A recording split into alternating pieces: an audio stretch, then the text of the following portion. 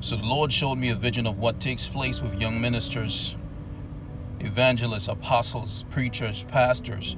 Even if you don't have a title, but you know that you've been anointed from the womb and God's hand is up on you and there is something within you that is special.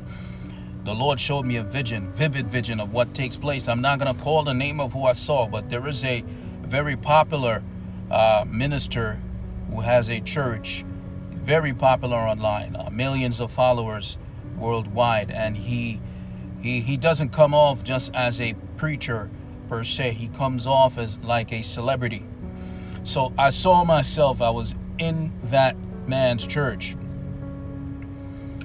And when I noticed I was in his church, there was somebody on the pulpit preaching up there that I knew, and that person looked familiar. And then when I saw that person preaching up there, I was like, wait a minute, such and such is in this person's church? Because in my mind, I was critical, because I'm like, I know this man is not right. Something is off, even though he has millions of followers worldwide. But something is wrong. So I was critical in my heart and my mind, but there was another man sitting next to me who I now perceive to be the angel of the Lord, who used this as an opportunity to teach me. So while I was there critical of that person, as in saying, like, why are you preaching in this person's church? The man said to me, you're here too. As if he's calling me a hypocrite, like, why are you here? While you're being critical of them for taking advantage of that stage. And I started to make up excuses as to why I was there. The Lord was convicting me as well. Why? Because some of us, even though we know people ain't right, we're still watching them, we're still looking at them. Sometimes they say wise words and wise things, and we take it to heart and be like, that was a powerful word. But you know that man ain't right. You shouldn't be listening to them anyway. So that was a conviction against me. So some people, God may have called them, he may have used them at one point, but there comes a point where you have to release them and let them go. When you see that they have been corrupted, when you see that they have become King Saul, you have to release them and let them go, lest you become a hypocrite and you go down with them. So even for that, I have to repent. I repent for that, Father. Sometimes people may have had God's anointing and call may have been upon them, just like King Saul, but they have turned and their heart is towards money and fame. They're no longer walking with the Lord. You have to release them as a chosen one. You have to release them as a minister of God, lest you become corrupted with them.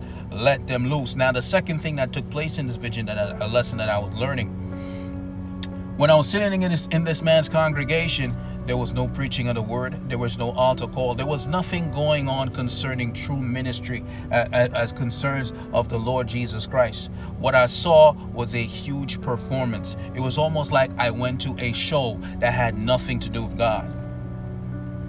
Everybody was pop locking and flicking and jumping. All sorts of nonsense was going on between the preacher, the invited preacher, and all the men and women that were working in that so-called ministry team. And then when church was over, in typical fashion, he started to greet people. A couple of my family members was there, including my mom and another woman who I perceived to be like some kind of, must be a spiritual mother. Because in the vision, I knew who she was. When I woke up, I don't know who she was again. So spiritually, I know who this person is. So that must be a spiritual partner. So thank God for whoever that is praying for me on the side. Now, when the service was over, he started to walk around, and in typical fashion that a lot of preachers do, they start to greet the people. And he started to greet them. He greeted some of my family members, but I was towards the back, so he never got a chance to greet me. So he left out of the sanctuary per se, and they went to a back room, but I could still hear everything that was going on in the back room. So it seems as if his team, the people around him, they scout the people that are in the congregation when the service is going on. So I heard what they were saying, and they were saying to him like, hey, that guy, Oswin, he's in the congregation. He was like, yeah, he's here. It's like, yes, he's the one with the power. You need to go get the power from him. So it was as if they were scheming to steal my virtue. Whatever it is that was in me that was powerful, that came from God, that false prophet wanted it. And the way he was going to steal it was by laying hands on me. So not to make a scene here, I'm cool about what was going on. But guess what? When he came back from the back room after they conspired to steal what was on my life, My mother, who was there, she perceived what was going on. And the other woman who was with us, she perceived what was going on. And I saw as if I was looking through her eyes, and she gleaned in and zoomed in on the hand of this prophet, and on his hands were a bunch of markings, and his hands were discolored, almost as if he had vitiligo or something. So, but his hand looked weird, and she could see that something was wrong with this man's hand. And as he came towards me, now he's playing nice, playing cool, greeting people, talking. He didn't want to make it look like he came for me, but I already knew because I heard in the spirit what was going on in the back room as they spoke. So as this man came to approach me, to lay his hands on me, as he was about to lay his hands on me, and I called for my mother, and my mom, she screamed no. And she laid her hands on him and seized him. And whatever he was about to do, she canceled it in the name of Jesus. And she reversed every theft. Whatever they was about to do, she canceled it right there in that vision. The message for you is this, chosen one. The message for you here, minister of God, young minister of God. Some of you, you have not yet walked in the fullness of your purpose, but the power of God is already in you. And some of these warlocks, these witches, some of these prophets who even they were called but have corrupted themselves, they have eyes to see. They can see what's on your life, and they want to take that from you. Be careful who you allow to lay hands on you. Don't let these false prophets put their hands on you. Don't even follow their ministries. Don't even accept a word from them. There is this new thing going around that people are called destiny swapping. Whether it's destiny swapping or energy harvesting, energy theft, whatever they are doing, they are stealing from God's chosen people.